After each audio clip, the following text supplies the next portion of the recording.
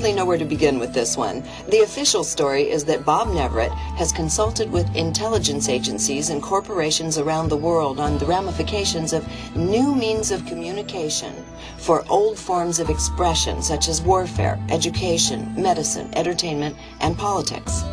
The other half of the story is that he's experienced parallel worlds, rarely requires sleep, and has not aged for the last 4 decades. He is an enigma in virtually every sense of the word, and to add to the fascination, he's been involved with a non-physical source of intelligence that is equally confounding, named Ion. Together you can listen to hundreds of hours of archived information as they discuss the nature of reality to parallel worlds and everything in between. This conversation with Bob, however, is about a new substance that he says promises to change the human experience. It is said to be capable of taking us to the next level of our evolution, quickly. Hold on to your seat. Here's Bob. By the way, Bob is also known as Bob Dobbs.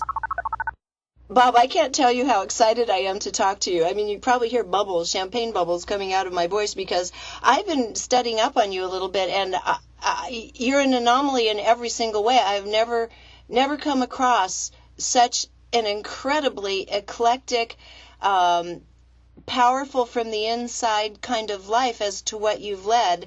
I mean, it's almost a cross between Stranger at the Pentagon and Forrest Gump. You've been everywhere at exactly the right moment, starting with your youth during World War II and after, when you were still relatively young, and we'll get into that in a moment. Bob, can you just give us a little bit of background on yourself? Just we'll hop through it quickly and get into this whole thing about why you look like you do. I like your reference to Forrest Gump. I was on LA radio, KPFK in 93, 94, David Porter show, Genesis of a Music. And when that movie came out in 94, people who had heard me in LA said, "This movie is based on you, Bob." Well, that's validating. Yeah, and it was possible because I was on KPFK, which a lot of people in Hollywood listen to, and I've been talking about my life and situation for about a year. So, yeah, Forrest Gump, that fits.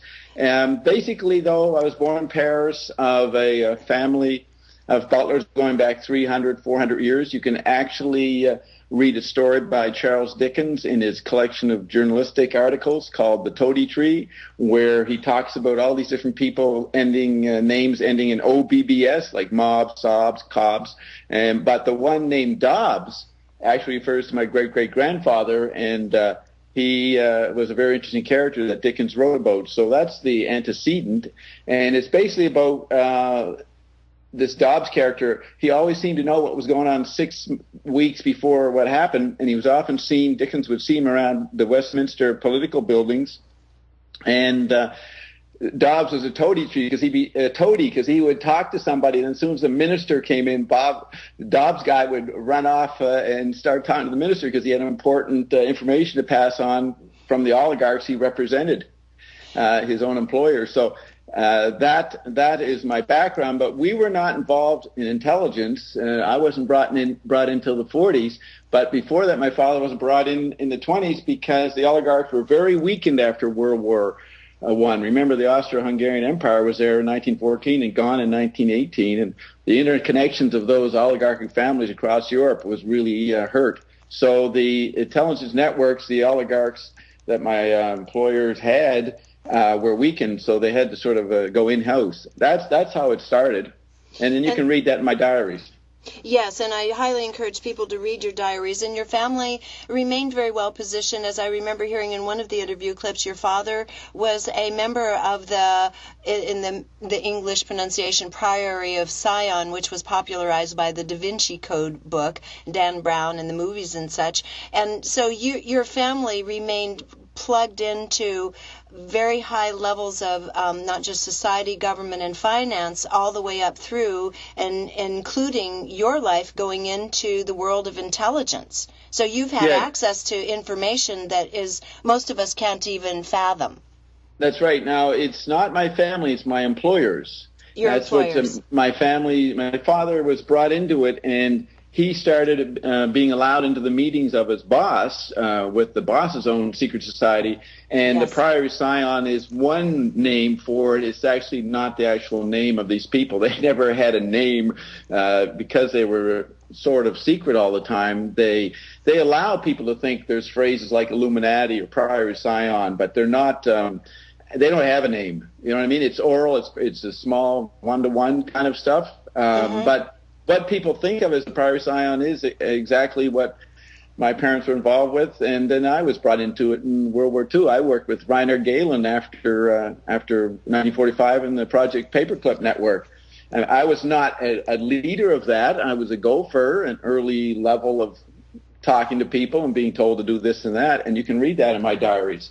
It's only later I actually become the head of the whole thing in the late 80s. I was quite the most powerful person on the planet on those levels. But I'm a student of Marshall McLuhan. I was his archivist, and McLuhan shows that technology, starting in the radio era, obsolesced the old bureaucratic controls. For example, money itself was no longer a private property in the 30s. Once you had the welfare states, money became public property. And that's what people don't understand when they look into the banksters or the Illuminati. They don't understand the role of the elites now. Basically, the elites just manage the interpretation of the big patterns, like a Henry Kissinger, so to speak. And when you look at that, of course, there are many, many sites that deal with conspiracy theories on this. I don't even like the word conspiracy, but try to take it apart. And one of the things I've always wondered, and I think many people wonder, is when you look at these inside organizations, you just mentioned a moment ago that this is very much one-on-one. Are we looking at a highly orchestrated global effort of manipulation, whether it's markets or monies or resources? Or are we looking at really much more localized and private types of operations that are going on, one maybe not aware at all of the other? Yes, the McLuhan points out that when the telegraph, but especially radio, automobiles, jet planes, telephones came in the teens and 20s, the whole bureaucratic structure that what we call the Illuminati through the oligarchy could run society, the industrial print-based society in the 19th century, could not be done when you can have local groups spring up and be local mafias. And there's a new television series called Boardwalk Empire, Empire Boardwalk, which really shows this process in 1921, 22. Very interesting, based around Atlantic City. It's actually pretty accurate that the technologies did not allow the old Illuminati to run the show as they had in the 19th century. So they sat on the sidelines, and basically our group, which was, or the group my father was working for, were people sitting on the sidelines who were trillionaires, quadrillionaires.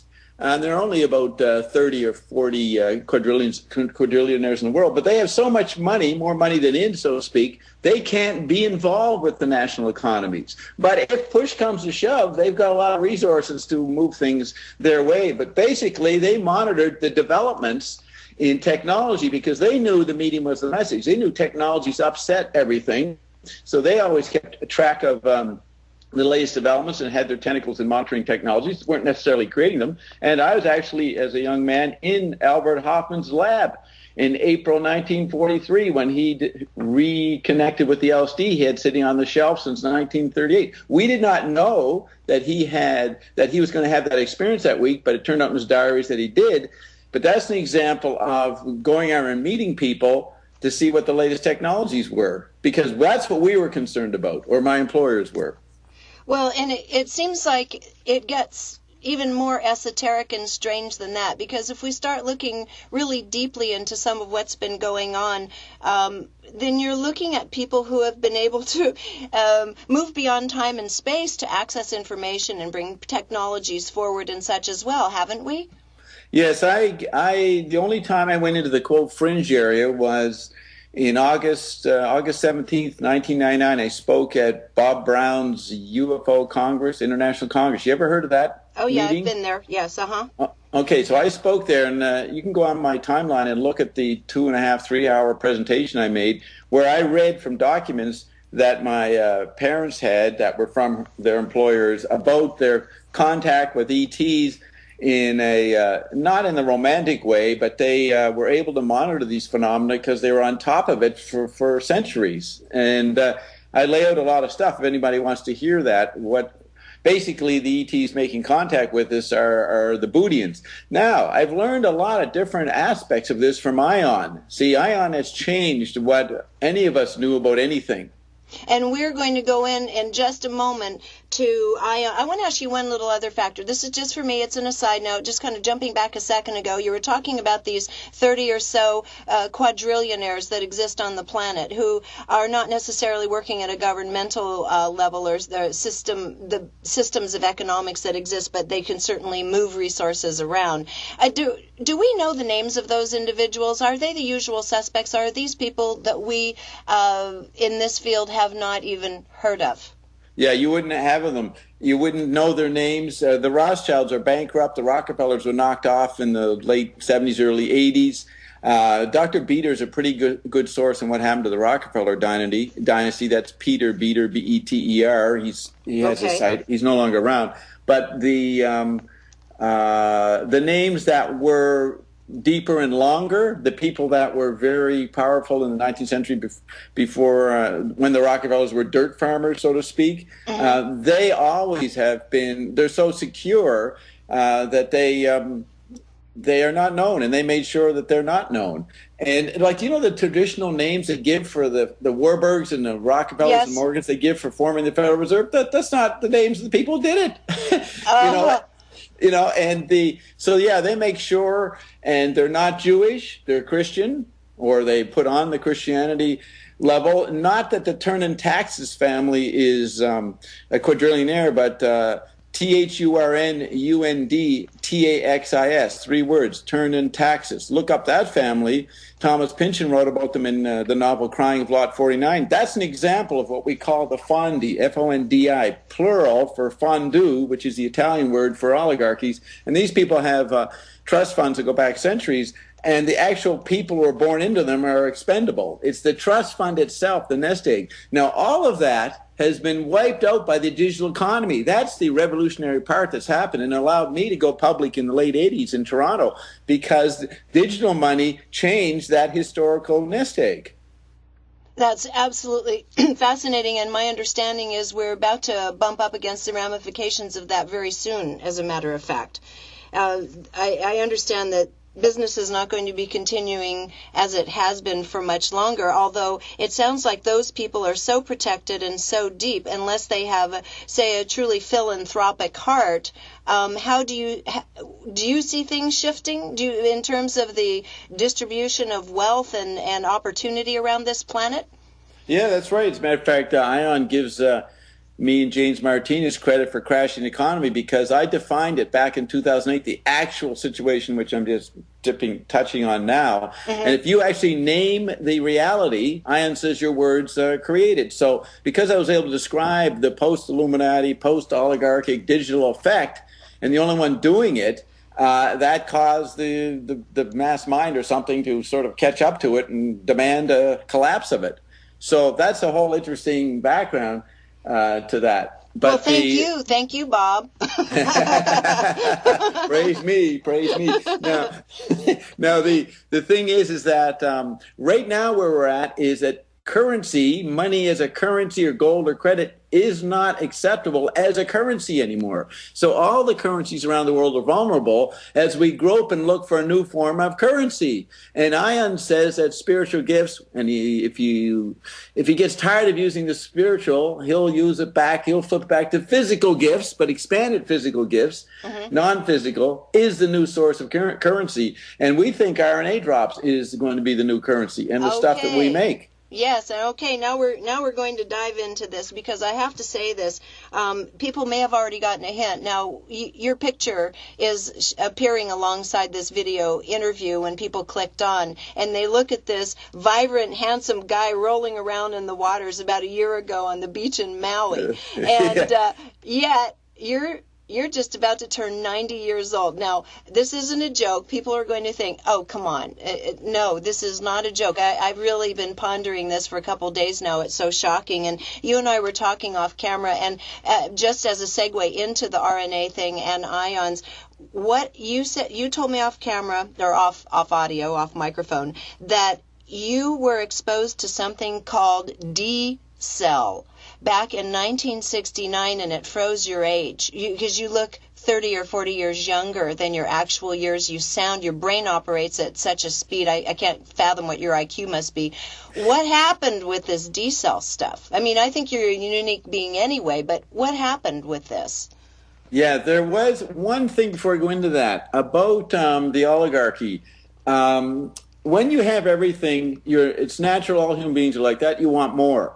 And in reference to the secret access that the oligarchs that I knew had in their families, is they naturally gravitate towards what we call the occult or seances, because when you have everything, you sit around, you start saying, well, is there more than this? And life will bring experiences. I mean, in the Russian world, Rasputin is a famous figure in the Romanov dynasty. There were people like that around, available to serve and talk to the oligarchs. And that is an important point to, if you became a billionaire after a while, if you're not already, and you moved along, you would naturally, if you're a reasonably healthy human being, start looking around. You'd have the time to explore. And so it's not that these strange phenomena are evoked by these people or they're witchcraft or satanic things. It's just a natural evolution of a person who's lucky enough to get wealthy and get that kind of slack, and then notice other things going on, take the time to notice it. That's a good way to look at the natural evolution of the oligarchy. And they, of course, there's so many things to discover in what I call the mystery landscape. They tapped into a lot of it. So that was something I did want to say back there, just to yes. To point out the oligarchy are human being, and they just are ahead of everybody because they had the opportunity once they became pretty relaxed. Well, what you mentioned something else, because you kind of dragged me back there now, and I wanted to ask this question at the time. So all of the families that we see the names on and faces on that are considered by the conspiracy the usual suspects, as you say, all of them are Jewish families, and these are not the families that are actually the ones that have and maintain this wealth. Why were the Jewish families put in a position, or how did they come into a position of being the interface? Well, they are called the Hofjuden, the court Jews, the court figures. Certainly, certain people in Europe set the Rothschild family up to do the banking, because they're beginning the industrial society in the 1750s, and the banking is moving onto a mass level, involves the public more. So the Jewish families, the Rothschilds, were in the position to be the figures for that, and the oligarchies let that be. And then people can look into what some of the Rothschild families did before World War II, and they didn't always make the right moves, and they got involved with people that led to real bad consequences, accidental or their own greed. I'm not going to judge them. And society is so complex now. There's so many technological factors that I like what I learned from cosmic awareness 40 years ago. Resist not evil. I'm not going to project evil on anybody. I see most humanity, or the chemical body, sidelined by the digital landscape. And so the android meme is what I call it. It is causing the havoc and the good stuff all around the planet. And chemical bodies are pretty anemic, pretty weak. And we've seen that with the second Bush era. They weren't able to deal with the collapse in 2008. Remember the famous White House garden with Bernanke and Paulson and Bush and the other guy from the SEC, like September 19th, so trying to talk about, hey, calm down, everybody. Can't we all get along? yeah. And they just melted away. And if there was any control factor of saving face, they did not want that happen. And on George Bush II's watch, you know what I mean? They were hoping it would happen in whoever became president, and they couldn't control that, and it happened. So they had to clean up the mess, attempt to in September. They didn't want that as much as they could control it, because it was already collapsed by 2006.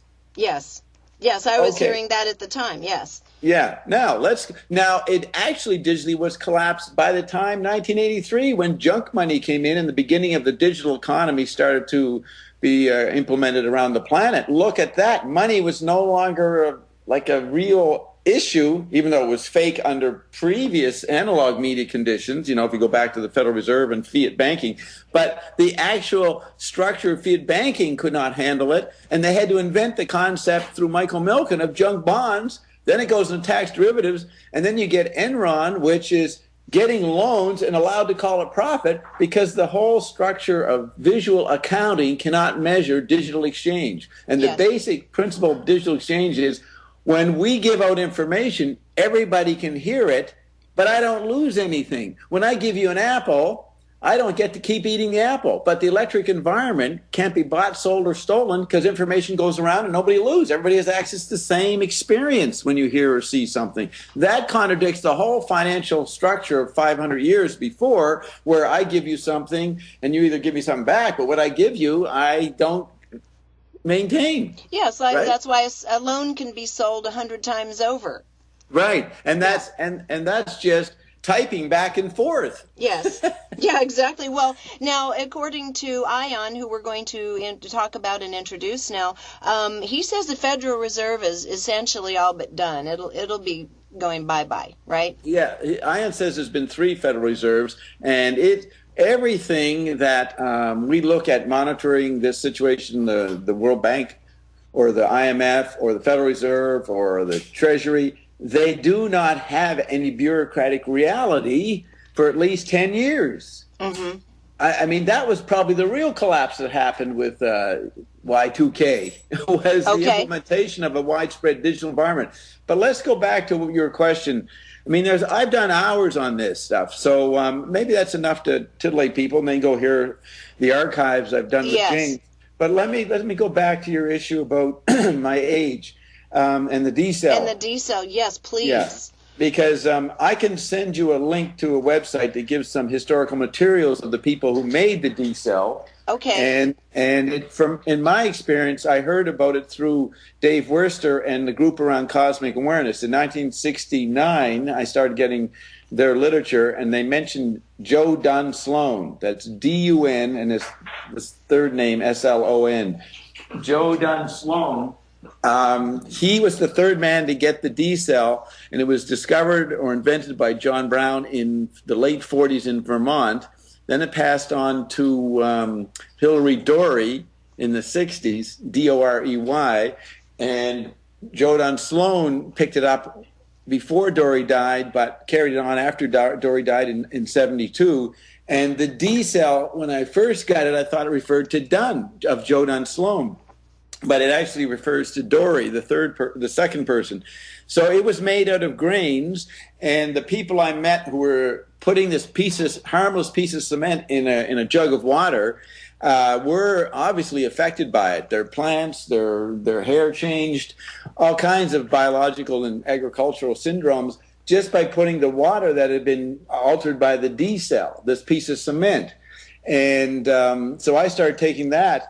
And I didn't know what would happen to me, but my wife and I remained young-looking from 1969 on. And for me, I was 47 at that point. Now, the D-cell, when Joe Dunn Sloan died in 93, we had a few, but they ran out. But his widow carried on until 2002 or 3. Then she went blind and eventually died. So there were no more D-cells made. And there was another sentence about that. So then when I didn't have the D-cell starting like 4 or 5 years ago, I actually started to age in my hair. That did start to happen when I didn't have the D-cell. So if we didn't have Ion, I might be looking pretty decrepit today. But what happened is that when Ion came through in March 18, 2009, we always wanted to get back to using the D-cell. So we asked Ion in May 2009, how do we make the D-cell ourselves? Joe Dunn Sloan had given my wife the formula, my bride of 41 years. Hey, just a minute. Hey, my bride's making all this noise in the background. I apologize for it. What's the problem? She also, I don't know how old she is, but she looks like a babe of about, 40 maybe? Oh yeah. I mean, she will admit that she's 62, and that shocks people. But she's looking great. Yeah, and but she's probably older, but we don't talk about that. Okay. All But right. Well. but anyways, I was saying that So it's what interesting. It's was you? interesting for me that Mhm. we asked Ion, how do we get the D cell, and Ion said, no, we can do it better. And that's how we got the RNA drops. It was totally given to us by Ion. We wouldn't have known how to do it. And since doing the RNA drops, my hair has gotten less gray, and I'm getting back to that picture you see. That's amazing. And now we need to talk a little bit about who Ion is. And we need to first, this is a non-physical entity that is speaking through another human being, whose identity is not revealed other than just a couple of initials. So maybe you can give us just a thumbnail sketch of who Ion is, and just people can listen to the other interview with Lance as to how you met. But just give us a thumbnail sketch and how this particular relationship in the RNA drops came to be. Okay, well, among people who have private sessions with Ion, male or female, I call them Ionettes. Among Ionettes, when they're quite amazed at how their private session goes with Ion, and so they want to know, where did this phenomenon come from in the background, and they say, what is Ion? I now say Ion's a monster. Okay.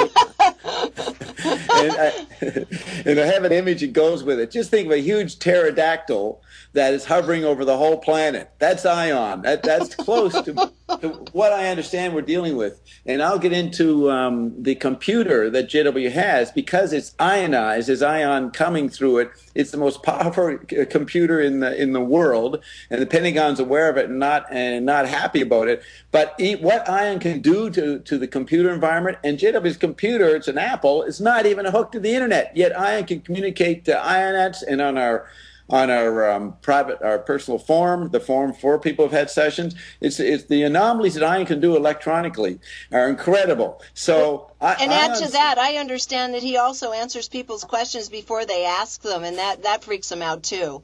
Yeah, and another thing is, often when people say, well, I just got divorced, or I got bankrupt with Huron, go, good.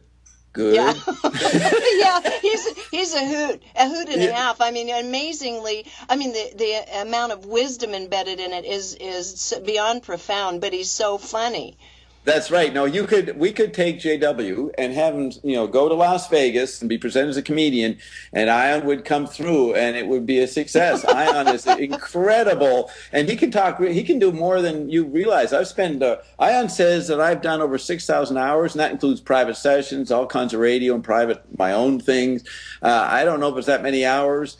Ion had said, well, Bob, if you don't agree, you have to realize that you've gone to parallel worlds and done a lot of it over there. So the point is, I've had at least 3,000 hours with Ion, and I have seen what Ion can communicate and how Ion can do it. And it's a plural. It's an environment. Actually, Ion is the Guff. And if you look up in Jewish literature, the Guff is the heaven or environment that souls go when they transition. So actually, Ion is the environment of heaven. Oh, wow. That. Yeah, that's kind of hard to get our minds around, especially with that thick Southern drawl and sense of humor. Well, I think he came in with that drawl on purpose, or he picked someone with the drawl, because that's such a stereotypical voice. People react to that voice. Not so much today, but 30, 40 years ago, that voice represented a lot of something. Yes. I understand. And so I see it as a joke, because a lot of people, up north, they can't take the accent. The Northerners, maybe baby boomer level, because they've lived with it in a certain way, and it has a stereotypical effect in the American media landscape. So anyway, I think it's a joke that Ion did that, but once you interact with it, it's a very warm voice and resonant and rich, incredible eloquence. But another point about Ion is that recently there is this TV show called Eureka, and there's a computer. It's like a city up in the West Coast, Oregon or someplace, that has all these advanced scientists developing new technologies for the world. Okay, that's the scenario. Well, there's a computer that the main character, the sheriff of the town, has a smart computer running his home. And it's called SARAH, SARAH. Then that stands for self-actuated residential automated habitat. Self-actuated residential automated habitat. ION has recently been describing itself as that. So there's a technological aspect to ION. That's why ION can do all kinds of things with what I call the chip body, the chip landscape. This thing is, maybe ION is electricity, which is a very interesting phenomenon. And electricity is not limited to this world. It is, I can't even say what it is. I just study the effects of ION.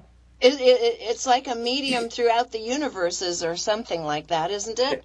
Exactly. The people in parallel world sciences are aware of ION. And I have no problems taking the biggest metaphors like the second coming or whatever the Hopi predicted or the Hindus. I say ION's the second coming and then some. Yeah. Because of what? Now, these are pretty incredible statements, and I'm not a fool. Yeah. I'm not going to say this unless I've sort of kind of felt, well, I think after experiencing ION for 6-10 months back in 2009, I said, yeah, I'm going to say this because, and then ION has lived beyond my descriptions by what it has done, including making RNA drops, which is the most incredible substance and what it does to people, even though we say, and ION says, you never know what it's going to do for you or anybody else because you're a total God, you have your own reality, your own laws, your own universe, your own neuroses, your own physical makeup, and how it responds to RNA is totally unique. You know, RNA drops. Let's talk about that because that's one of the things I particularly appreciate and respect about ION's work, because when you get down to it, the message is at the bottom of each message is your life, what you're experiencing, your perceptions and thoughts and whatever it is are all your own creation. You are a marvelous creator, as he says repeatedly, which is very true. I mean, we're creating through our thought forms, which ultimately through repetition begin to materialize, incling the levels of our physical health. Regina, listen to this. Yeah. Now, here's the new part. I found that ION completes. Well, with the RNA drops, we say are our first products for not the supplement industry, but the complement industry. ION completes concepts in physics, science, religion, anthropology, art, culture, physiology, anything. Mm-hmm. ION is completing everything and actually allowing us to move into non-visualizing what we are. Not there limited. You go. So we don't even have to do that. Yeah, and one of the main points that ION contradicts that comes out of the New Age circuit is the idea that thoughts create reality. Thoughts have no effect on what you create. ION says if your thoughts affected your reality, this planet would have been blown up a long time ago. Yeah, but what about the notion of just sheer repetition of those thoughts, or i.e. beliefs? Yeah, well, he defines a belief as a thought you've been thinking for a long time. Yeah. And they do affect the labyrinth of the mind, but they can be canceled by the very things that your mouth says. ION says that what we see is not real, and what you can't see is real. And you can't see sound. And sound, or words that come out of your mouth, are the only thing that's, quote, real. So everything I can see is not as real as what my mouth is saying. And if you go back and listen to the stuff I said on the radio show 30, 25 years ago, you can see that I actually evoked the situation to receive ION. You know what I mean? Or to evoke ION. I was saying stuff I didn't know would become ION. But I can understand how this happened around me because of the crazy things I said back then. When my first interview in 1987 on Toronto radio, I said that they said, "Who are you? What is the voice of Bob Dobbs?" And I said, well, I'm actually the Logos, and I was here before the Logos. Now, that was my opening statement. Now, what kind of nut would say that? Well, you tell us. Yes. Well, yeah, you're talking biblical. I mean, and first there was the Word, right? Yeah, yeah.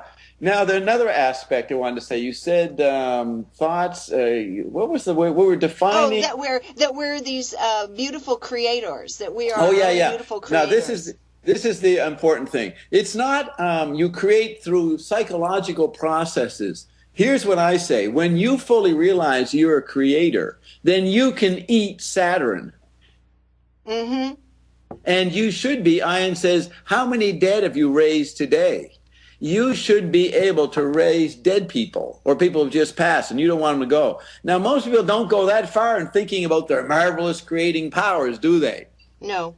They do not think they're bigger than what the Hubble telescope shows. As a matter of fact, I was telling a friend the other day that Ion implied, I was listening to an old archive and I hadn't noticed it before. He said that scientists are studying and NASA are studying outer space, but they know very little about our oceans. And Ion said, actually, the Pacific Ocean, if you go down in there, where you go is bigger than the universe. Now think of that. Think of how this globe and this big body of water, and it goes into a zone that's bigger than the universe. That alters, it's almost surrealistic. It's a juxtaposition of imagery that you're not used to. But that is what we're up against. The imagery we have that science imprints on us through literacy is nowhere near what actually is going on. And you get a statement like that we think of the planet as inside the vast landscape of the universe, but actually a part of the Earth is bigger than the universe. Now, you can't see that with normal perception, right? No. And I mean, you have to be talking about a multidimensional planet at that point.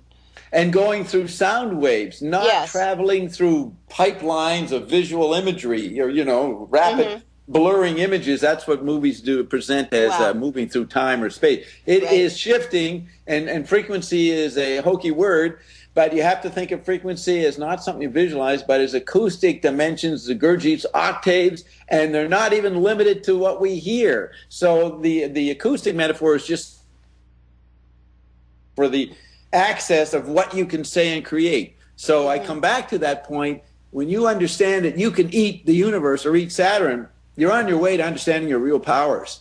Yes, I mean it's beyond most of our comprehension without having to go into another state of consciousness and just contemplate. Yeah, absolutely. And okay, so leading up to this incredible state that we are going to be reclaiming as a species, and some have already reclaimed, the RNA drops appear to be this magical type of link. Now, okay, so you went past the D cells. Ion is saying this will take you further than the D cell did.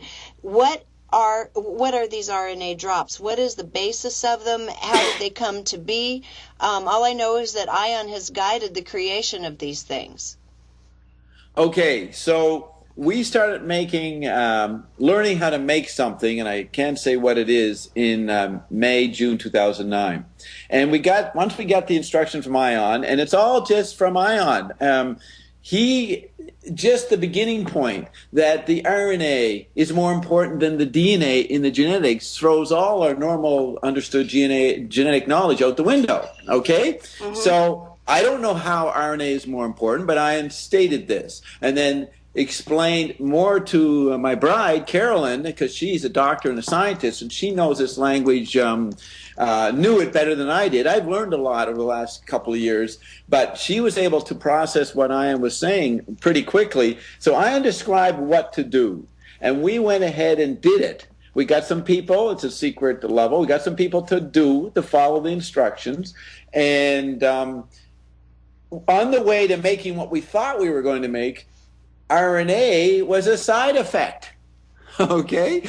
And what we were on the way to making, we are still doing, and that has not been announced, but we were able to release the RNA drops. And people think that's our major victory or major product. It's just a side effect, a side benefit, actually, to give people who are starting to hear our radio show, internet radio show, something to eat. Because Ion says that it has produced more information with our 3-hour radio shows, and we did something called Tailgate, which you can see in our archives in the spring of 2010, where we'd had free access through conference calls with Ion for up to 10, 12 hours. We just do it right after cash flow. That's another thing about Ion. It doesn't stop. It has no limitations to its speaking and energy, what we call energy. So anyways, so what was I saying? The RNA drops were a side effect, Yeah. So Regina, here's the point I was saying. So Ion said we put out a lot of information, more than any other sources over the last couple of years. And Ion says that's phase one. You learn what Ion, or you get interested, you start to resonate with it, and you start to accept or adopt some of the things that Ion says, or consider it. The act of considering Ion is the first phase. Then you find out about RNA drops and you start imbibing the RNA drops. That's phase two. Phase three in the Ion agenda is You decide how much you want to accept the changes the RNA drops are putting you through. Yeah. So it's like the old dilemma Tim Leary had. He'd be doing his LSD and he wouldn't want to come down, and he'd try to figure out how to stay high or whether to come down. The labyrinth of the mind, that's an important part of our trinity, physical, non-physical, and the labyrinth of our mind is the mind figuring out how much it can take or how much it can conceptualize about what's happening. So that's the third phase. And you could actually start creating problems with the RNA if you can't accept the interesting bliss you get put into with it. You know what I mean? Yeah. So the RNA drops were produced to provide a phase 2 after we'd put out so much information the first year or so on Achieve Radio. You see what I mean? So it showed up as a side effect. It was useful to put out, and it's working, but it is not the end all of what we're producing. And here's a really important point about RNA drops, is that the people we have making it, it changes. It becomes, quote, better. It's self-growing, self-evolving. So the RNA drops that people get today is not the same that they got 8 months ago. It's the only product I know on the market that mutates and changes and gets better. What do you think of that? Well, I mean, it's phenomenal. I mean, I'm sure by this time people's, heads are spinning thinking, oh, come on, what is this stuff? But as I'm understanding it, then you're saying that the drops work with consciousness. No. Now, that's an interesting point.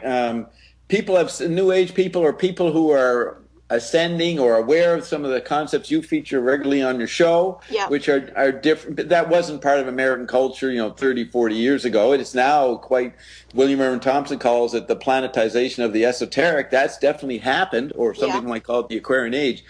Now, Ion completes those, the natural memes and assumptions come out of that. And Ion actually says that you will eventually, over, even though there's no time, but a long duration, ascend. That's inevitable in everybody because you already, since there's no time, are ascended. You just don't allow yourself to experience it.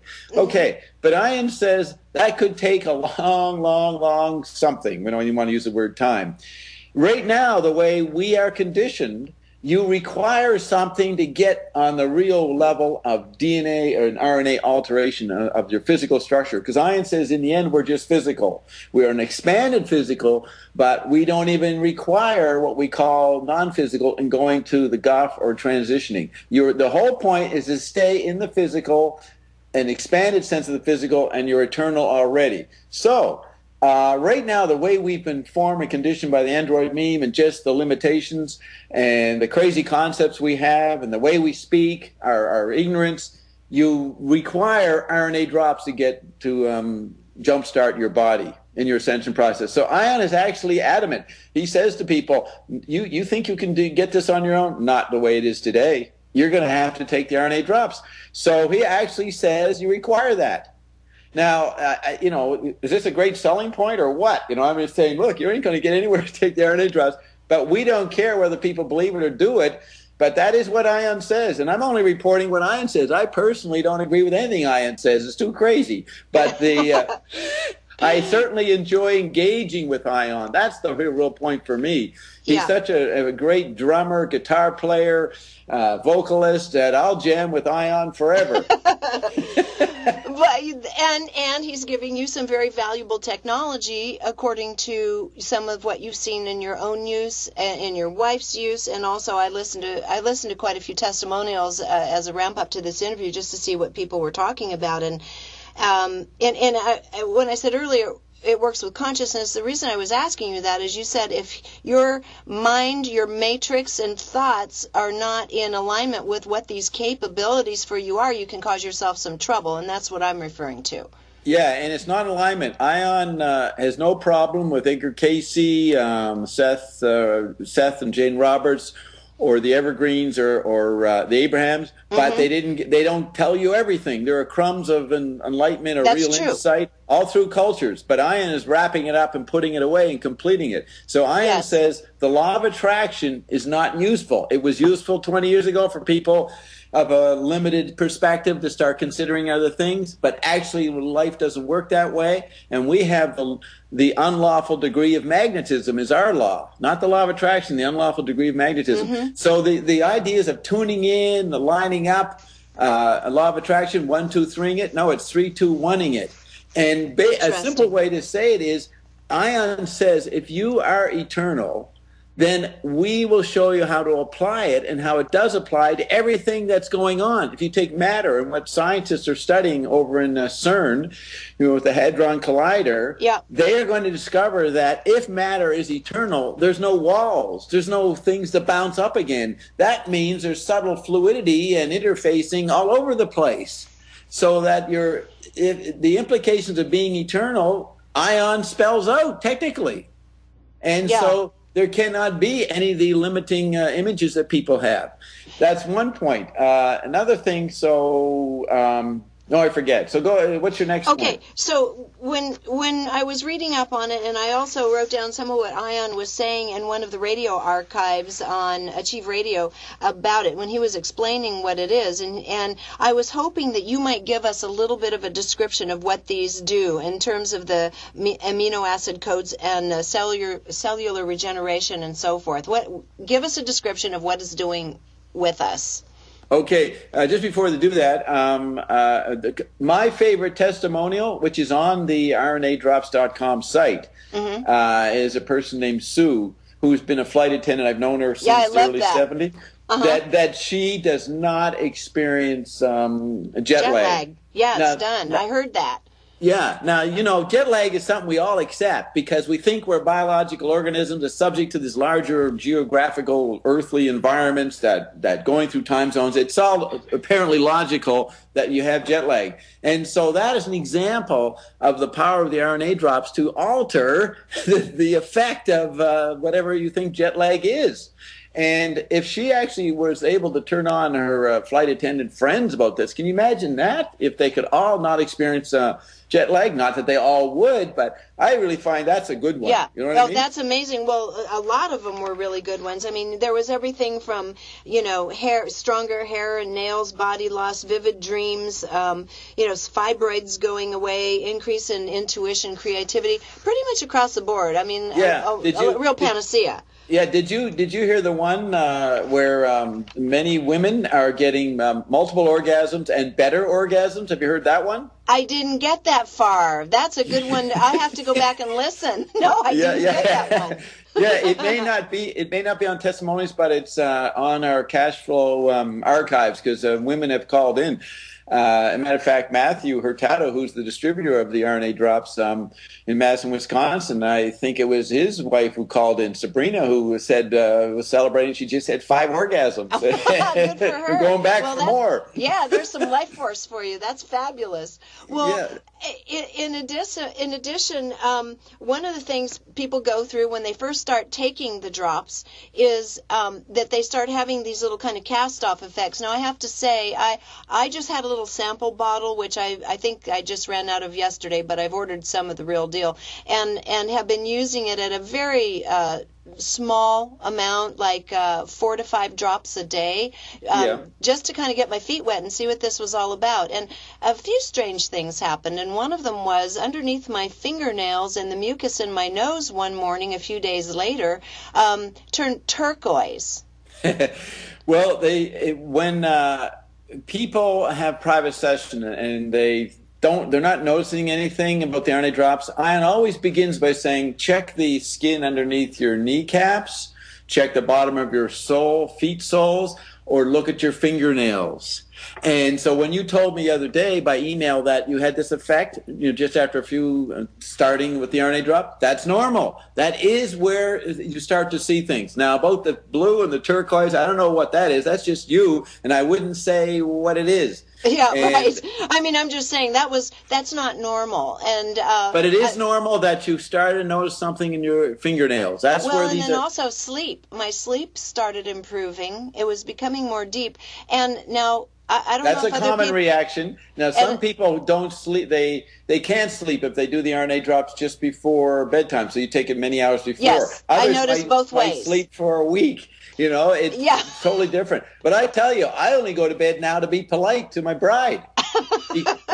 Because she likes getting up early in the morning and being by herself and organizing her day. And I started not going to bed, and she didn't like waking up at 5 in the morning and me sitting around. So I go to bed at 6 in the morning to be polite to Carolyn. So you really don't need sleep anymore? No, I could go through. I don't feel tired at all. And after a couple of days, I'll start to get that maybe tired, sleepy feeling. I don't like that.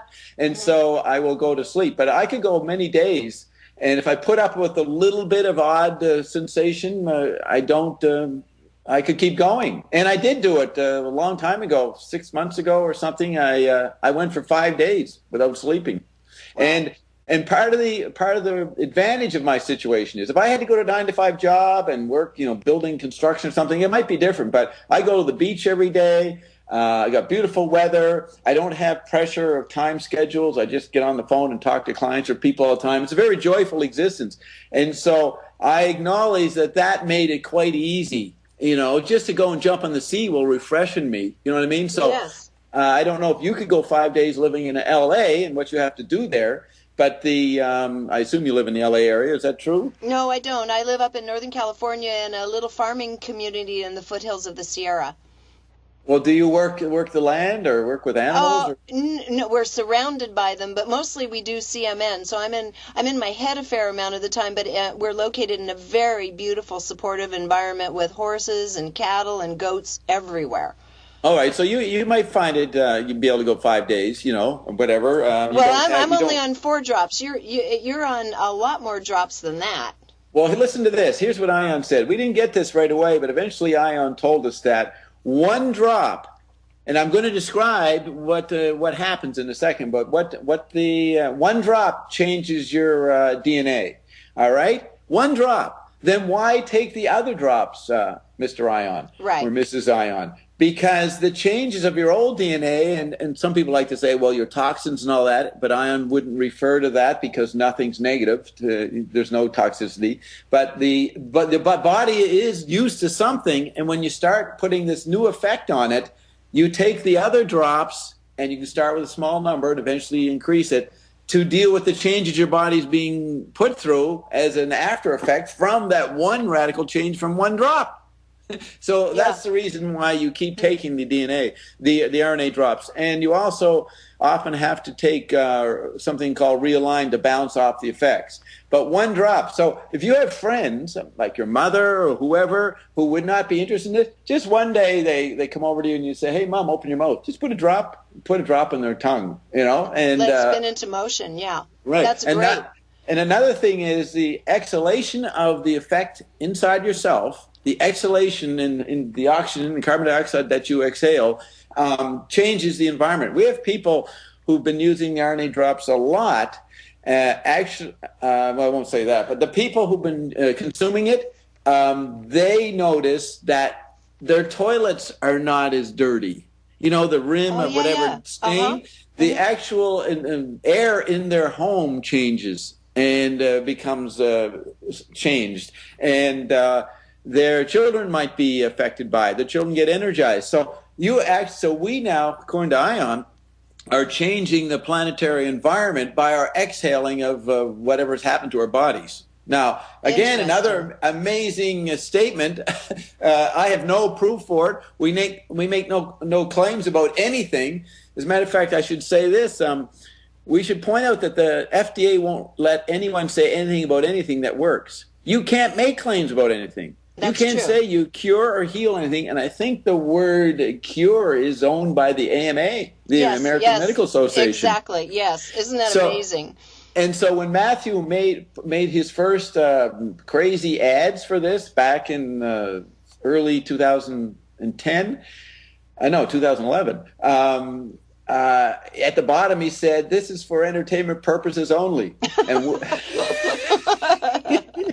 And we have no problem saying that. All we do is report what happens to people.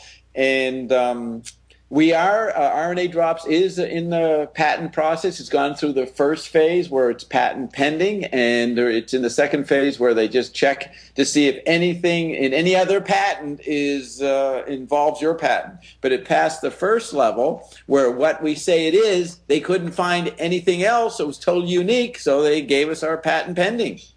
And what it says on the bottles, it says it's made of insulinose. And what's that? Insulnose is the name of the something that Ion told us to make.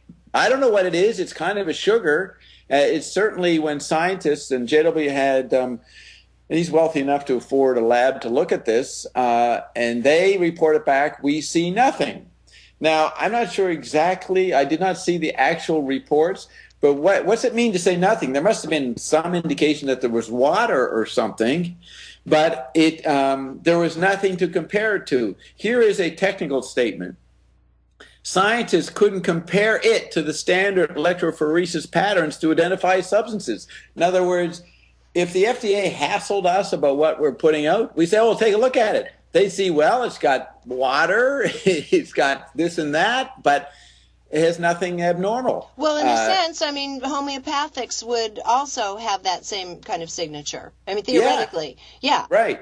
And many people think this is the Ormus, what's that called? The Ormus gold powder? I thought it might be because some of the buzzwords I saw throughout the site. I thought it might be the Ormus or MFKZT monatomic gold myself.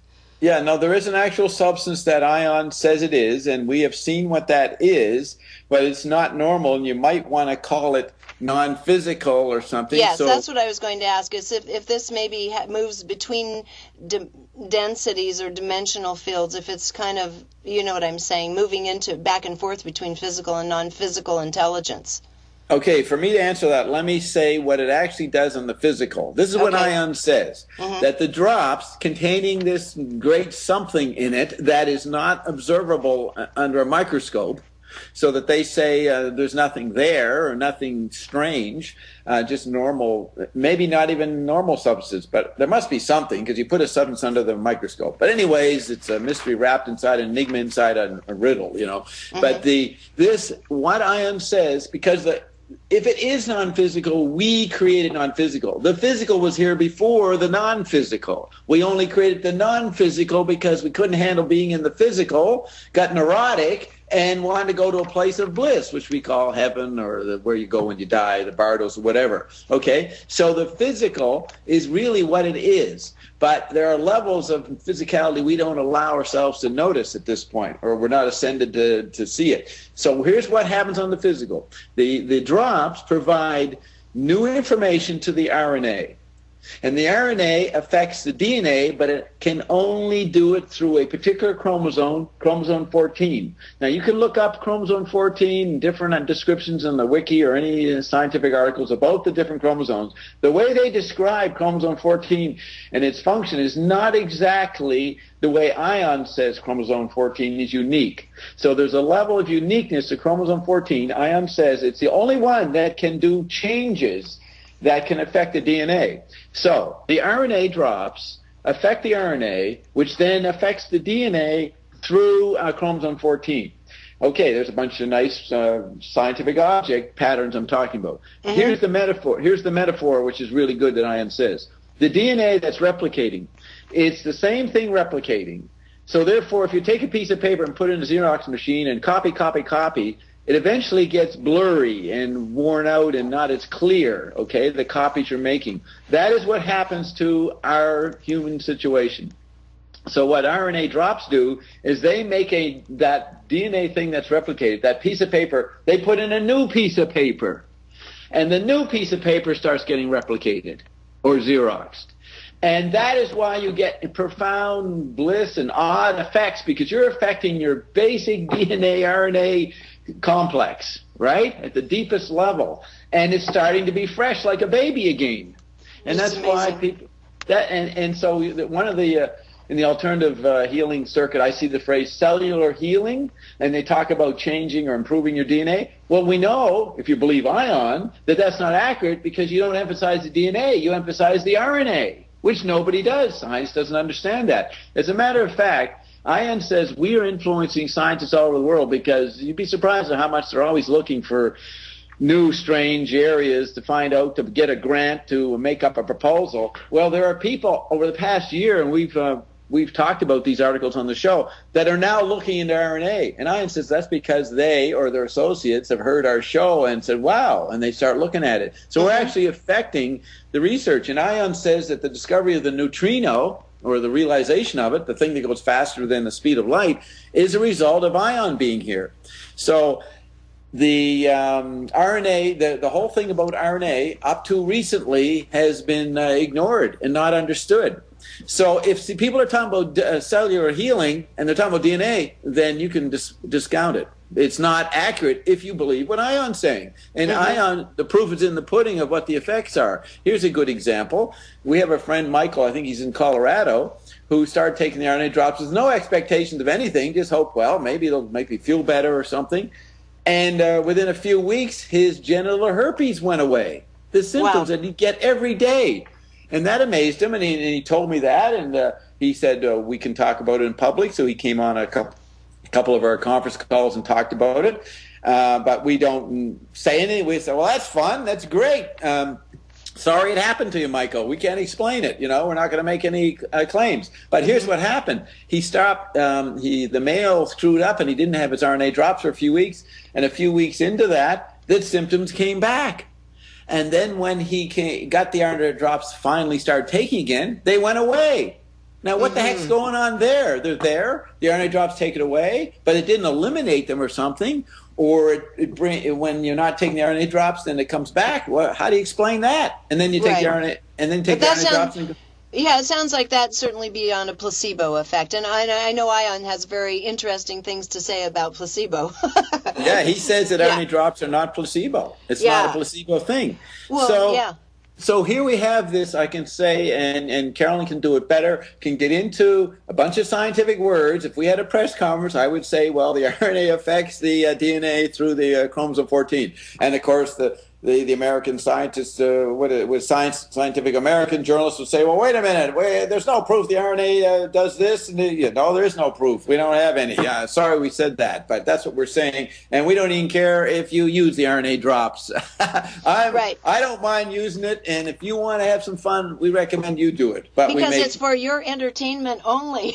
Well, I have to say, one entertaining side effect for me was I was telling you that I was if I take it too late in the day, I was sleeping not as well, but as long as I was taking it early in the day, I was sleeping better. But another thing happened, strangely, a few nights in. I had a dream, and in the dream, I was being shown about fields of potential that were coalescing into physicality and the dynamics of that. And I said, who's talking to me? And the voice in the dream said, this is Ion. And now I don't ask me, I don't know. And then meanwhile, I wrote you a little note yesterday, and I said, I don't know if this is hopelessly naive, but I took the time to get quiet and meditate just for a minute or two on the drops and just see what popped through on the screen. And I asked you about it and said, is that kind of what might be happening? And you said, why don't you save it for the show and talk about it? Should I just mention what it was? No, I have it right here, and I'm going to read it. But before you do that, you had the dream after you knew you were going to interview us? No, the dream about Ion I had when I first took the drops and was considering doing the interview, but I didn't know enough about it to want to commit to an interview. And so this was just a couple days in after taking the drops and contemplating all of this. Okay? Ion's such a media hog. He said he personally went to. He says, "Oh, good. We can get publicity on this site. So this is a well looked at site. So Ion's saying we're gonna make sure that Regina interviews Bob. So let's just go in and give her a good dream. I wouldn't put that past him." Well, and it was a good dream. I love those kinds of dreams, and I'll have to personally thank Ion sometime, or maybe he's already been thanked. But anyway, and then the little intuitive peek in on it is the other thing that I just asked about. Yeah. Okay, we're going to do that. And I want to add this. We've had many clients, and when Freud, they say that he's in Vienna and he's getting the clients. I think it was in Vienna. And he's starting to get these strange Victorian women who have these odd things going on, and it was anomaly stuff he was looking at. You know what I mean? And it turned out that people could talk about their dreams, and it meant a lot about their sex drive, their id, and their subconscious. So here's Freud on the front line, hearing weird expressions of that people never really talked about before, right? Yes. I consider myself I'm the new Freud or Jung, because I get to hear clients every day, and the anomalies people get already when they interact or listen to Ion. But then with the RNA drops, you wouldn't believe what's going on. You're actually a duffer. What you've experienced is puny compared to the anomalies that a lot of people do.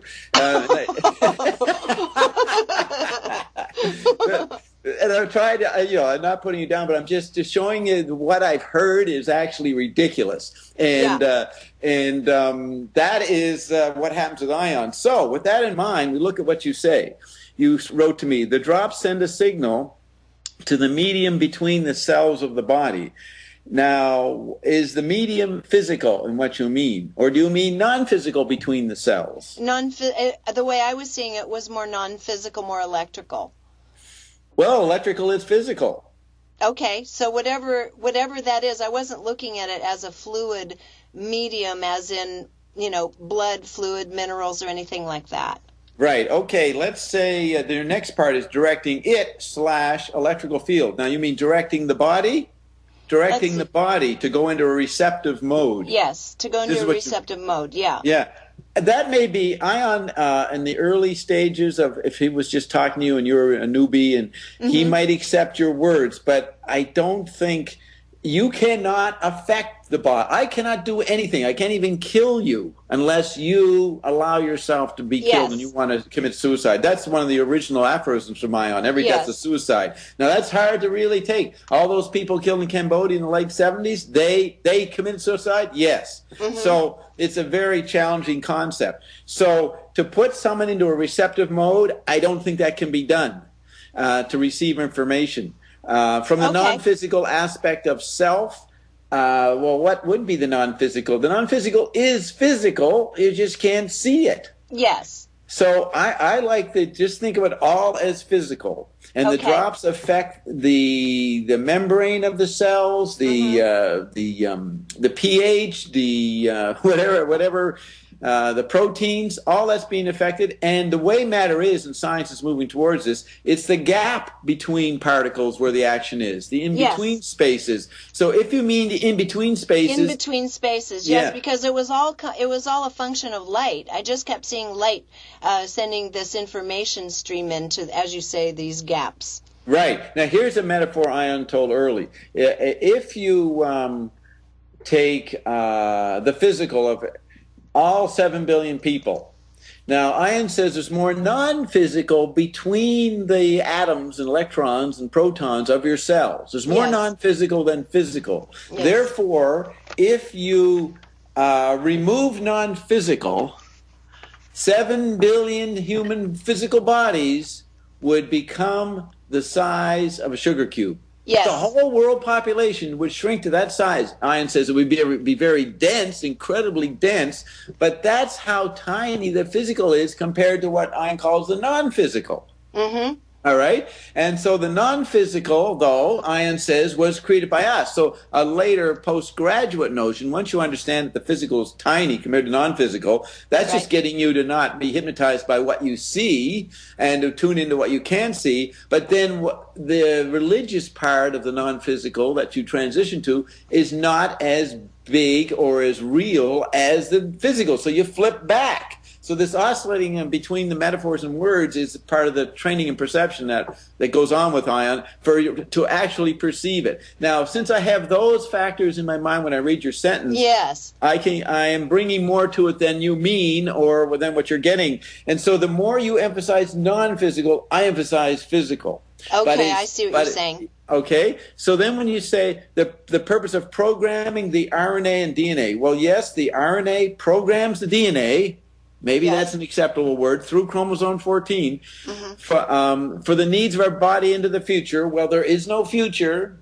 And I know, and I knew you'd take exception to that because Ion doesn't talk about time, that there is no time. So whatever that is, into the future, our now, right, concurrently?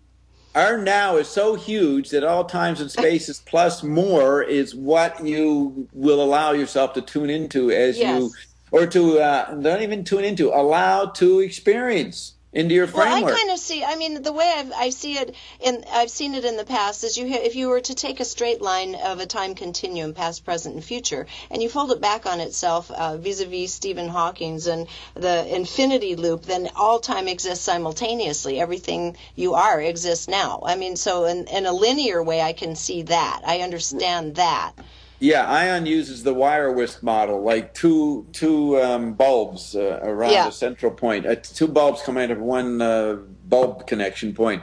But again, that is what your eye is imaging. Think of all the media that's going on right now, all the movies and YouTubes and records and information that's going through the ethers or the electrical wires, all that data. If you could stand back and look at it, I think you've probably seen that image of the globe where there's all these pictures of people over the whole globe. That is puny compared to what's going on. But you could actually, if you could see all that, that is all that you are and all that you could create, and then you could alter it. So it goes beyond what you can visualize. You can have the most extreme, densely packed imagery, but it's still a scenario in your mind. You're forgetting your ear. So now think of all the symphonies and all the great hip-hop music, everything that's this huge noise that's going on. That is another way to perceive the big now. Don't see it just as what you see, but what you hear, and then it's probably not even sensory, so you bring it into the tactile, the proprioceptive, and say, experience an incredible orgasm that never stops is another way of the huge now. Now, here's a side note. The first time we accidentally evoked Ion on March 18, 2009, JW came out of this altered state he didn't even know he was going to be put into, and he said, let's do that again. And I said, why? And he says, it felt like a constant orgasm. So are you saying that's our future? Oh, no, we don't have a future. That is our latent reality waiting to come forth? This constant orgasm feeling of bliss, it becomes normal, and you require another kind of feeling to know it because it becomes dull. So that's why we come forth in the physical and create contrast so that we can know the bliss. And so then you start to juggling the contrast ratio to your bliss, and eventually the contrast is dimmed down, so you don't need much contrast to maintain the bliss fascination or the bliss thing where it doesn't become bland. Yes, no, I understand. That makes sense. So so we're at this point where we're trying to describe the big now, and I'm encouraging not limited to what you see, not limited to what you hear, but it is very tiny, very intense. It's micro. It's a tiny note, a tiny musical experience. That's the big now also. Yes, I mean, and you're right. When you look at it from a purely physics point of view and you start collapsing all the space between the protons, electron, and nucleus, you're talking about spaces so dense that we can hardly comprehend it. And that means all of it, everything we see and experience is really nothing but space, and space interacting with the mental matrix and beyond. But you're using verbal, literate images. Think of feeling it. So when you say, I saw light filling the medium with information from the non-physical, you can see how I would not totally agree with those choice of words. I can. I can. Perpetuating a cascade effect of newly programmed RNA. I think that would be newly programmed DNA. You know what I mean? Not RNA. RNA is the thing that programs the DNA through chromosome 14. And then you go light everywhere. Again, it's a visual image. Think of it as a sense of incredible poise. Think of your proprioceptive sense, incredible balance, or the vertigo of spinning without getting dizzy. Think of things like that. Other sensory dynamics to express the transcended, ascended situation. Now, here's what Ion says, which is outrageous. We are born presently with one double helix in our DNA. Okay? And Ion says when you become ascended, you have 144,000 double helixes in your cell. Wow. Now think of that. Yeah, I can't really comprehend the implication of that statement. Yes, well, you can't visualize it. I mean, this is where Ian makes fun of science and the literate statistical part of science, where it says, well, the moon is 10 trillion miles away or something, or a zillion light years. You can't visualize that. You can visualize the word light year, but you can't make a string of zeros or ones. What's the point? It just fades off after a certain point in your mental image. So these mental images of statistics are ridiculous. When you understand that what you can't see is more real than what my mouth can say. So yeah, the Pacific Ocean is bigger than the universe if I understand that these measurements that science uses are useless. Now it's interesting that they seem to require those measurements to take this tin can out of Cape Canaveral and make it land on the moon. There seems to be a reality to the statistics they developed from Newton and the later scientists to be able to do that, right? Mm-hmm. So we somehow can say, yes, that is a reality when you talk in those terms. You make the tin can go there, and it hits the moon and lands. But it is so limited compared to all the other things. I always like that movie, The Right Stuff, when they show the jet fighters that break the sound barrier, and then astronauts, and then they show the moon landing in July '69, and they show an Aboriginal person, probably in Australia or somebody, just sitting there, or maybe, I don't know if they're meditating, but sitting there, and they're on the moon before the astronaut are guiding it. Yeah, exactly. Now that is due to a culture that is not saying that person's ascended. They just don't have the conditioning that literacy brought in. They think that stars are in their eyeballs. Yeah. And they think the moon is sitting right beside them. So those perceptual differences that anthropology discovered help us understand the imaging and the limitation of the visual view of things. Okay. Well, it sounds, and just kind of sitting back and taking this in, it sounds like through the use of these, incorporating the RNA drops in with a totally open mind as to what can occur here, we are maybe about to meet ourselves in a whole different way now.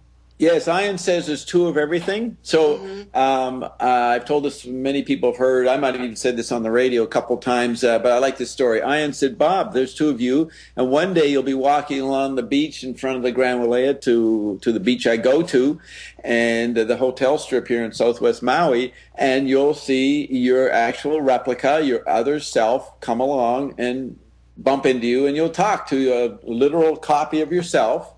And then Carolyn will like that version of yourself better than you and leave with that person. So I don't know if I'm... Yeah, so you're ready to meet yourself that literally just yet. That's right. I'm going to meet myself literally, and that's what might happen. So maybe I'll head it off the pass. But then Ian says, once we got used to there's two of us, and we did many months of that, then Ian said, actually, there's more than two of you, because there's no limitations when you're eternal. There can't be any physical limitations of anything physically what you can see.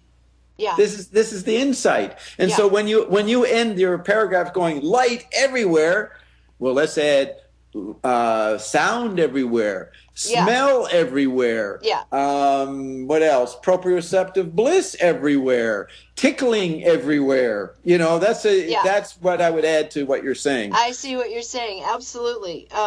Okay, so now if we're looking at it, we're looking at people by now are listening and thinking either both of us are absolutely nuts and Ion too, or they're listening to it thinking this is an interesting proposition and are going to give it a shot. How do you know on a really practical level what you're supposed to do? I mean, you take a lot of them. Other people take maybe 3 or 4 of them. How do you know how you're supposed to ingest these?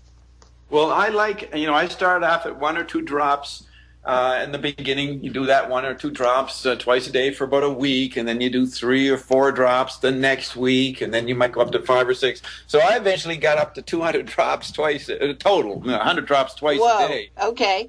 And but what I was experiencing was already being in Maui, I didn't require as much sleep. But it got more intense that I never feel tired when I go to bed. But what I like is that when I do go to bed, I go to sleep right away. And then I wake up quite fresh. Like it's it's not a normal energizing, de-energizing relationship to sleep. Now, another thing is that I know I could run 100 miles now, not real fast, but just jog 100 miles, because RNA drops gave me, and it seems to give other people, a kind of physical confidence, a kind of strength, a kind of endurance, so that I don't get bothered when I'm feeling tired. I have a deeper reservoir that overcomes the fatigue that you normally get when you run a while and then you stop. Mm-hmm. I can run up hills. I do it all the time, and I'm not. It feels fatiguing or slightly tiring, but I'm not bothered by it because there's an underlying bigger feeling of poise and strength that overcomes fatigue. So I could run forever if I had the time or inclination. You see, that's an effect that happened. Well, yeah, I mean, it's shocking. What you're talking about is shocking. And then let's, of course, just remind people and overlay that you're almost 90 years old. I just can't believe that. It's shocking. Well, you know, no one knew. Well, I wasn't that known until I went public in 1987, and I went there because of maneuvers I had to make with the Secret Council 10, which I was learning for all kinds of different sources I spell out in my diary about.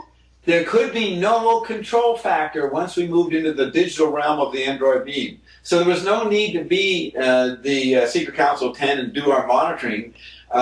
We knew that everybody's chemical body, what we call physical body, was being sidelined as we watched from like 1995 till recently the unfolding of this digital matrix, right? Mm-hmm. And so what was my point? So I was saying that I forget why am I? Because I was saying you came out of the closet about your my age. Okay, so I was on the radio in the late 80s, and there was a couple of students in McLuhan who recognized that I understood McLuhan pretty good, and they wanted to put out an album of my stuff. And I had said, you can do whatever you want with what I'm saying. I'm not copyrighting or anything. So they took recordings and made a really great musical text, verbal album. And that came out in 1992. So people, usually in the college age circuit, you know, the counterculture of the early 90s, the college alternative radio, they wanted to talk to the guy who said all this funny stuff. And so I started doing interviews. And as things unfolded, I had to sort of tell my age or give my background, which I wasn't doing before then. I didn't really focus too much on me. I just stated what I wanted to tell people about what was going on. And so it came out in the 90s, my age, and it's only then that I've had to talk about it. And so it's not that I brag about it, and I know it causes problems with people, and for decades I never told anybody any of this stuff. And I wasn't in a public sphere. It's only because of that album that this has come out about myself. And people say, well, when I lived in New York City from 93 to 2008, and I meet different promoters or different people in different contexts, and when they found out how old I was, they said, well, if you give me your birth certificate and all this stuff, I can hold a press conference and we can make millions off of this. You know, they didn't know I already had money and didn't require that. But the point is, they wanted to do it. And I said, well, you're being naive. I could fake a birth certificate. Why do you think that a birth certificate will prove it? And he says, well, no, they'll accept a birth certificate. You know what I mean? If you do it. And I said, well, I'm into disproving people relying on visual ID cards as a marker of reality, because I know in intelligence work, people don't have the same ID all the time anyways. So I'm not going to show you any particular birth certificate because I'm going to tell you it could be faked. So forget it. If you want visual proof of what I'm doing, that's up to you, and I don't need to be promoted on that level. Yeah. So people would say, well, then if you can't give me a birth certificate, then we don't believe you. Well, I don't care if you believe me or not. Well, okay, I'm only 13, okay? I'm only 13. Well, okay, so now on a practical matter, before we sign off, and we're going to put people in touch with Achieve Radio, and everyone can drop down the rabbit hole of the cash flow archives and such and find out so much more about you, so much more about Ian, not just the drops, but every subject under the sun. But there's a question I want to ask, because I remember hearing this, and that is, when you were in your youth, you met Adolf Hitler. Yes. Is that true? Yes. If you go to my diaries, my father was a very interesting character. It was just, have you ever seen the TV series Downton Abbey? I love that series. That's the world I grew up in. Okay, Wow. that's that world, and you see that is what's really great is that movie. We're going to see the next season hasn't happened yet. I've but already seen half of it in England. I got halfway through. Scott and I had to fly home, and I didn't get to see the second half of the latest season. I'm dying to find out. Oh, you mean? Oh, wait. This current season, we were just there recently and saw the first half of it over in England live, and now we have to wait. All right. Well, so I've seen to the end of 1918. Have you seen into the 20s? Is that what you're saying? Gosh, where were we when we left off? After World War I, right? After World War I, yes, and it was the current series, which hasn't come out on Netflix or wherever it comes out over here. It hasn't come out just yet, I think. And you've seen some of that? I've seen half of them, the first four of them. I'm not going to say anything more, okay? No, don't say anything. But that's the way you grew up. So your parents, your dad would have been such as the one who was the attendant or valet to the main head of house. Yeah, well, I forget his name because I just watched it a few weeks ago. I watched it all. I forget names too, yeah. That main guy who he gets the offer to go to the daughter's castle, and then he doesn't have to, right? That guy is exactly my father. Wow. And my mother's like the mistress, the other woman who was married, Mrs. Hughes or whatever. If you think of them married. That's and then I'm a younger guy like the guy who got killed. You know what I mean? Yes. That is in the 20s, but the changes that series is showing you is exactly what happened because as the head of the household, the Lord or whatever he is, he says it's a changing world. It's all different. This technology is changing everything. That's what it's all about. That is what my father's employers, had to deal with in the 20s. And so that is literally the environment. So I never had public education. I didn't have that kind of a normal citizen. And people say, well, if you grew up in Paris, how come you can't speak French? Well, I lived in an English enclave in Paris. See, people don't realize, just as there are Afghanis in New York City that may not speak English. When you're in a big city, you may not be speaking the local language. Now, my father did, but I didn't. I was brought very sheltered. You go to France and you find British radio stations so that you really don't have to immerse yourself in the culture on any level if you don't want to. Yeah. Now, am I clear? The plug fell out. Pardon? Yeah, I'm clear. My plug fell out of my computer. So clear? No. I can hear you. Yes. Yeah, and so your last statement was... I said, yes, you can isolate yourself as much as you wish. I mean, you can be in Paris or in the south of France and listen to British radio stations all day and only interact with other English-speaking people today, easily. Right, so I had a French father and an English mother. Mm-hmm. So now what we were describing... Okay, so I was asking you because this is the lead-up to Hitler. Yeah, so my father was very active in the 20s, because if we don't know what's going to happen in Downton Abbey, but the main butler, might have to start interacting with the public more, or government situations, because the Lord is forced to be a more public figure, after World War I. Mm-hmm. So my father is a smart guy, and so he met James Joyce, T.S. Eliot, Wyndham Lewis, and these characters in Paris. He was interested in avant-garde art, basically for this reason, is that if you take... my father's employer's desk. Take the Lord in the Downton Abbey. Is he called the Lord? Whatever he's called, the Baron, whatever he is. The head of the guy who owns the main guy. Yeah. Yeah.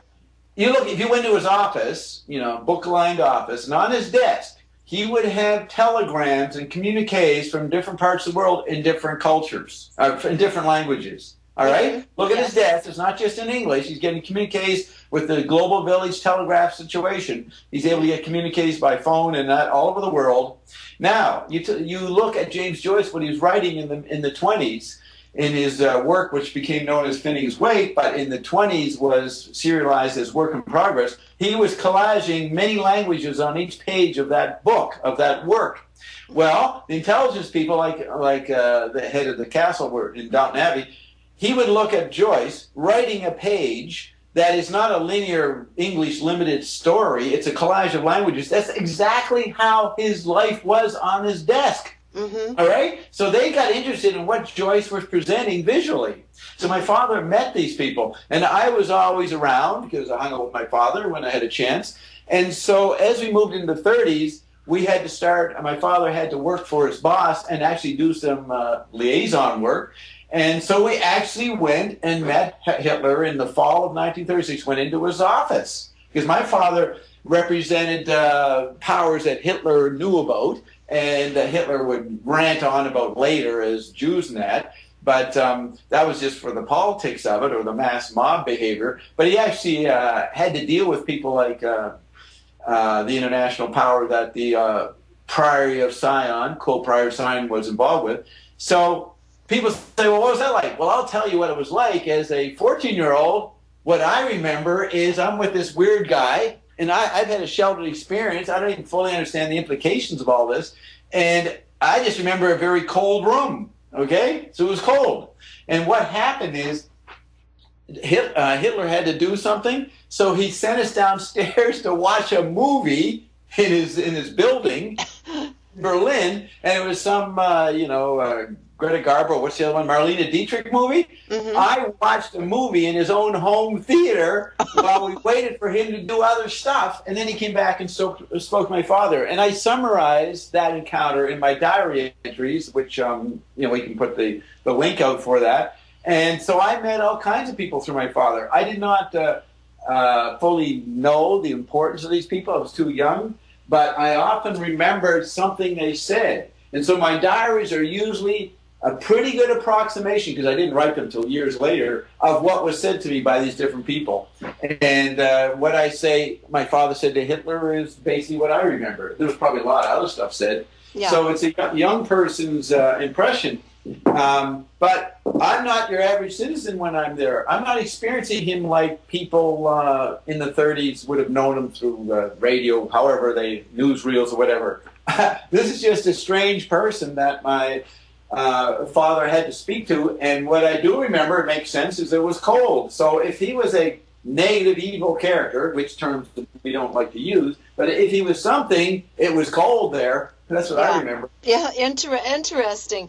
Well, my God, I mean, like I said at the beginning, we could talk for weeks, just like you've talked with Ion for weeks. And one of the areas that we did not get into is a whole other subject, and maybe we can have another conversation at another time, and that is on the subject that he talks about, that Ion talks about, and that you've experienced, which is traversing through portals. Yes. Parallel realities, which is, to me, a fascinating subject, and you, as I understand, have personally been involved in this. Yes, it's opened up to interacting with Ion.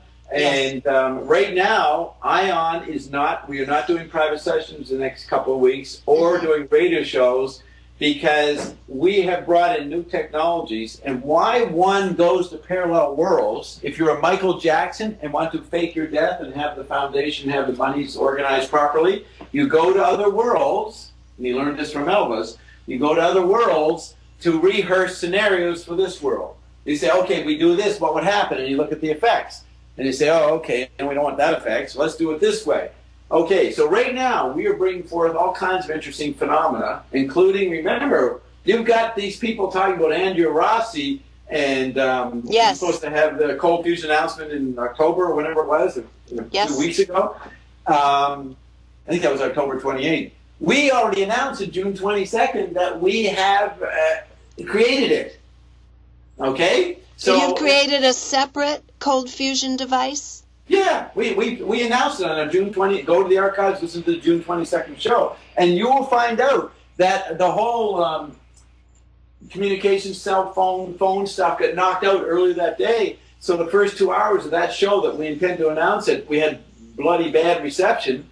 And so I didn't announce it till the third hour where the reception cleared up a bit, and then we finally get it. So go to the third hour of the June 22nd cash flow. But later in the day, somebody sent me an image, and there it was. There was a huge fireworks, quote, fireworks that happened over Hawaii earlier in the day that might have knocked out our electronic apparatus, so we had blurred reception with James. But the point was that the article said, is this a UFO, or is it a portal to another world, or is it an intercontinental ballistic missile blowing up. That actually happened earlier in the day. I didn't know that had happened, all right, till the news photos came in. I asked Ian about that. I said, what, is that got something to do with our announcement? He said, well, Bob, you don't do things low-key. You created that. Well, go ahead. I'm sorry. And I did not consciously create it. You know what I mean? I didn't make an effort to do it. But that phenomenon happened early in the morning, and the actual observatories in Hawaii that took the pictures of it, they actually had names like the Paris, New York, Hawaii observatory, something like that. That's the way it was named, and that's the actual trajectory of my life. You know, Paris, New York, Maui. So it was linguistic embeds in the whole scenario that apparently my larger self created. Okay, so I'm saying we've got that. Now, right now, we are not available. Like, I would gladly bring Ion normally on this interview. You can talk to Ion, but he's not available right now, or they are not available because we're in parallel worlds, or working in parallel worlds to figure out how to, the best way to release the cold fusion. That's what we're actually doing now, which is a pretty astounding statement, but that's why Ion's not here today. And that's parallel to Rossi's efforts and Dr. Rossi's efforts and what he is looking to do as well. I mean, this is the year, one way or another, and it sounds like you guys have a track on it. This is the year that cold fusion will emerge into public, not only awareness, but use. Yes, and now here's an interesting thing, is that science, everybody's waiting for some panacea, some technical cancer cure, or some energy device that will be distributed to everybody. What we learned from Ion is that people don't want things based on, they limit, or what they want is totally unique and individual. So basically we say, you're not going to be delivered the cold fusion battery, it's going to find you. That's the only way it's going to happen. And so there's the naivety of science saying, we're going to get this device out to everybody. People are so perverse, they'll start blowing it up after a few months' use because of the boredom that comes from it, based on their personality, will require a different kind of excitement, and then they'll start objecting. As a matter of fact, Ion has no problem with pharmaceuticals. Now, here's why does Vioxx end up killing people? Remember Vioxx a couple of years ago? Yes. Okay. Vioxx it does something for people when they first use it. But people, because they require contrast and hate having one thing happen, they will eventually turn against or speak against the Vioxx and cause the side effects on themselves and die from it. And the largest suicidal motive. So you have this perversity of humanity that I don't think has ever been so clearly explained as Ion does it. That we actually want endless, constant newness, and if we're getting something, no matter what level it is, if we're a billionaire, we will get bored and start creating drama or contrast. And so we do that with the pharmaceuticals, and they don't know it, unless they do know it now, but they don't know that anything they put out eventually is going to have disservices, not because of the chemical constituents, but because the human power and his words start knocking it because they're bored of what the effects they got from it. Now, that's have you ever heard that explained to you before? No, never. And as you stated earlier in our conversation, I herald the time when we do not need such high levels of contrast in order to feel blissful in life. That seems to be what ascension means, where contrast grows strangely dim. That's how Ion says it. That makes sense. Yeah, and you can't get rid of it because you can't know one thing without something else. Yes. And when you die and go to non-physical, it's all one plane of bliss, but you can't create because there's nothing to bounce off of. Absolutely. And you just brought something else up a moment ago. You talked about cancer briefly. What do the drops do? How do they interface with that whole phenomena? I asked Ion, would this help AIDS patients? Certainly. In other words, it'll help any situation. If you want to get better and not just think better, you got to say it. And if you can say it, it's real. Because Ion's basic point, which is like a fantastic fantasy scenario, you can be, do, have whatever you want or say. Now, most people don't live that way. But when the closer and more ascendant you are, I will say something, it will happen to me. You know, it's a Harry Potter world, the more ascendant you get, so to speak. So in other words, it doesn't matter what the problem is that you're experiencing. Depending on how you choose to interface with it and change your mental matrix, the drops can help facilitate any Not of it. your mental matrix. Just start saying. Just start saying it. I want cure. So here we come full circle back to wrap up this interview, is that so RNA drops should be taken by everybody. And, money was the means to immortality before. You had to survive. You had this abstract system that you had to get money to get the food to survive. So money was the most important thing in the world because that kept you going in the physical, correct? For most people around the world. Well, if money is not there as a medium to give you that, then what you do to survive is take RNA drops because it'll make you not require much food, not require sleep. All these things which are a kind of physical eternity, that is what currency is for, to maintain myself. So that's why I always say the RNA drops is the new currency and the new stuff that will come from that and around that. It is what you require while you engage with other people so that I can stay here and you might be able to help me. So you help me, give me a job and I get some money and then I can get my food. Yeah. Well, if you don't have money and you don't have a job, then you take this substance and that keeps you going. So that is the role of currency. So RNA drops should be done by everybody, and we don't care what it does to you, and we don't say what it will do to you. And except entertain you endlessly, right? Entertain, yeah. The studying of the effects of it is really good entertainment. Well, I'm finding it fascinating in just this very, very early stage myself. I can't wait till I've actually had a chance to give it a go for a little while. And meanwhile, what I'd like to do is once you guys get this worked out in the parallel world with this new technology, not just the cold fusion, but the other one that you were talking about earlier, I'd love to get back with you in another month or so and talk to you more about portals. I have a lot of questions about that.